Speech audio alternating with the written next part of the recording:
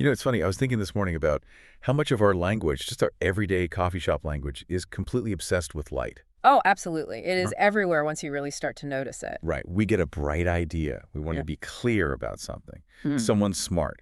They're brilliant. And if a situation is suspicious, it's shady. Exactly. It's like we can't help ourselves. We're, I don't know, addicted to the metaphor. Well, it's wired into us. I mean, biologically, we're heliotropic. We literally turn toward the light. We need it. Sure. But what's so fascinating is when you move past biology and, casual language, and you look at theology, specifically at the foundational texts of Christianity and Islam, Okay. suddenly light isn't just a metaphor for being smart or something. It gets heavier. Much heavier. In these traditions, light becomes like the primary language for talking about what you can't describe.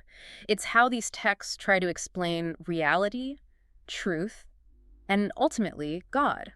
And that is exactly where we're going today. We're doing a deep dive into what is, you could argue, the most universal symbol in all of human history. Mm-hmm.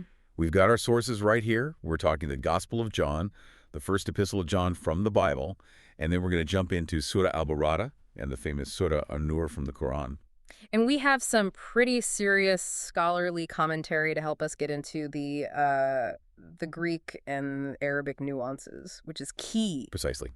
And the mission here is to put them side by side, because we noticed something really interesting in the research phase.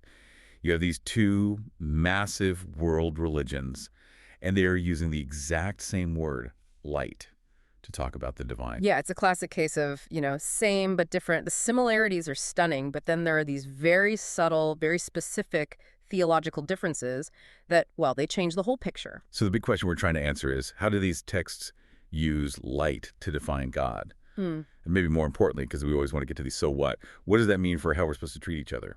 Because, and this is a bit of a spoiler alert, the texts are very clear on this. You can't claim you love the light and then, treat people horribly. I love that. The theology has to have ethical consequences. It has to. Okay, so before we get to behavior, let's start with the definition. We're going to kick things off with the Christian perspective, specifically the Johannine writings. Now, that's just a fancy way of saying books written by John, right? Right. The Gospel of John and the letters of John. And if you want light imagery in the New Testament, John is your guy. I mean, the other Gospels, Matthew, Mark, Luke, they start with genealogies, birth stories. Shepherds, mangers, that kind of thing. Yeah. But John, he starts in the cosmos. It's very Star Wars opening crawl, isn't it? It really is.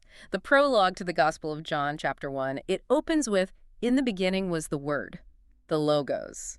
But then almost right away he switches metaphors to light. I think you have the text there. I do, yeah. This is John 1.4-5. In him was life, and that life was the light of all mankind. The light shines in the darkness, and the darkness has not overcome it. And that phrase, "the darkness has not overcome it," is so critical. The Greek word can mean overcome, but it can also mean comprehend or master. It sets up this cosmic conflict on page 1. So it's not just like a lamp in a cozy room. This is an active force. Exactly. It's an invasion. The sources we looked at describe the coming of Jesus as an invasion of light into a dark world. And the text identifies Jesus explicitly as this light. He calls himself the true light that gives light to everyone. Okay, so let's pause there. In the Christian framework, this is the incarnation we're talking about. We're not just talking about a guy with some bright ideas. Right, and that is the core distinction. In Christian theology, Jesus is the embodiment of God's light. The scholars call it God's glory made flesh. So when John talks about light, he's talking about a person. He's saying the abstract truth of God became visible and, well, knowable in a human being. That is a wild concept, wrapping the infinite in skin. But then we have the first epistle of John, 1 John, which just, it takes it even further. It has what might be the most absolute statement in the whole Bible about God's nature. 1 John 1.5, God is light. In him there is no darkness at all. God is light. That just hits differently than God has light. It's an equation. It is. And we have to be careful here because the commentary warns us not to misread it. This isn't a physics lesson. John is not saying God is made of photons. Right. He's not a giant flashlight in the sky. No, exactly. It's an ontological metaphor. Okay, ontological. That's a bit of a $5 word. Let's unpack that. Yeah, sure. Ontology is just the study of what something is at its core. So when the text says God is light, it's talking about his very nature. It's equating light with absolute holiness, purity, and truth. Which also says something about the darkness then. Mm-hmm. If God is light, then darkness isn't just nighttime. Exactly. The darkness here is moral. It's sin. It's falsehood, hatred. And the text adds that qualifier. In him, there is no darkness at all. It's absolute. There's no shadow side to this God. It brings up this image of total transparency. I noticed in our source deck, there was a note on the Eastern Orthodox tradition. They seem to take this God is light thing to another level. Oh, the Orthodox tradition is fascinating on this. They talk about the uncreated light. It comes from the Transfiguration story in the Gospels. That's where Jesus goes up the mountain and suddenly starts glowing. Yes. The text says his face shone like the sun. Now, a modern reader might say, oh, nice symbol. But the Eastern Orthodox theologians say, no, that was the Tabor light. Tabor being the name of the mountain. Right. They believe the disciples were briefly allowed to see God's uncreated energy with their physical eyes. They weren't seeing a reflection. They were seeing the nature of God himself. So for them, it's not just a poetic idea. It's an experience. Yeah. The actual atmosphere of God. Correct. It's not a tool he uses. It's his very presence. Okay, so let's hold that image. Yeah. In the Christian text, God is light. Jesus is that light in human form, and darkness is this hostile force that fails to overcome it. Now, let's pivot. Let's cross over to Islam, because the Qur'an has some incredibly famous verses about light, too. It does. And the centerpiece, you just can't miss this, is Surah An-Nur, chapter 24, verse 35. It's known as Ayat al-Nur, the verse of light. And the imagery here is just breathtaking. I mean, listen to this description. It's so visual. Allah is the light of the heavens and the earth. His light is like a niche in which there is a lamp. The lamp is in a glass. The glass as if it were a pearly white star, lit from a blessed olive tree, light upon light. It's stunning poetry, light upon light. It's one of the most calligraphed verses in history for a reason, but we have to look at what the scholars say, because there is a very specific nuance here compared to John. What's the nuance? It sounds pretty similar so far. Well, remember how 1 John just says God is light, and we called it ontological, that it's his substance? Yeah. Muslim commentators are very careful with this verse. They stress that it's a parable, a similitude. Because it says his light is like a niche. Exactly. The commentary is clear. Yeah. Don't imagine God as a physical thing, a glowing orb. That would limit the creator. In Islamic theology, God is utterly transcendent, unlike anything in creation. So if you picture a giant lamp, you've missed the point. You've missed the point. So when the Qur'an says Allah is the light of the heavens and the earth, the consensus is that it means he is the source of all illumination. He's the reason anything is visible or knowable. I liked how one of the notes put it, without this light, the world is absolute darkness. It's like, imagine a pitch black room. The furniture's all there, but you can't know it. God is the one who flips the switch. That's a great analogy. But in Islam, nur, the Arabic word for light, almost always has another very specific meaning: guidance. Guidance. So it's about knowledge versus ignorance. Yes. The darkness in the Qur'an isn't usually some evil force attacking God. The darkness is the state of being lost. It's ignorance. The light is the guidance that shows you the path. Speaking of being lost, the source material pointed to these really vivid parables from Surah al-Baqarah, and I have to say, they felt like little horror movies. They are intense. The Qur'an uses them to describe the tragedy of hypocrisy, of people who get close to the light but don't really possess it. Okay, so the first one is the fire parable. So someone lights a fire to see. It lights up everything. They can see the dangers, the path. They feel safe. And then, poof, God takes the light away. But here's the really scary part. He leaves them their physical sight. Wait, no, the text says they're left deaf, dumb, and blind. Metaphorically blind. Their eyes still work, but with the light gone, their eyes are useless. It's terrifying because they had the light for a moment. That's the tragedy. They had it and they lost it. Precisely. The text suggests their own insincerity caused the light to be removed. They're left with cold ashes. And the second one with the storm parable, that one felt very visceral. Yeah. Imagine a violent storm at night, thunder, lightning, total blackness, and people are trying to walk through it. And they can only move when the lightning flashes. Right. A flash of lightning, they take a step, then darkness, they freeze, another flash, another step, then darkness again. Wow, what a powerful image of hesitation. It is. It shows this fearful transactional relationship with the truth. They don't have the light themselves. They're just reacting to it. They're stranded. So let's bring these together then. It feels like in the Christian text, the darkness is this aggressive thing trying to overcome the light. But in these Islamic parables, the tragedy is more about people squandering the light they're given. That's a very good observation. But both traditions absolutely agree on the stakes. The alternative to living in this light is being profoundly and utterly lost. Which brings us perfectly to our comparison. We've looked at them separately. Let's connect the dots. Where do they converge? Well, the most obvious one is that both traditions see divine light as revealing, as life-giving.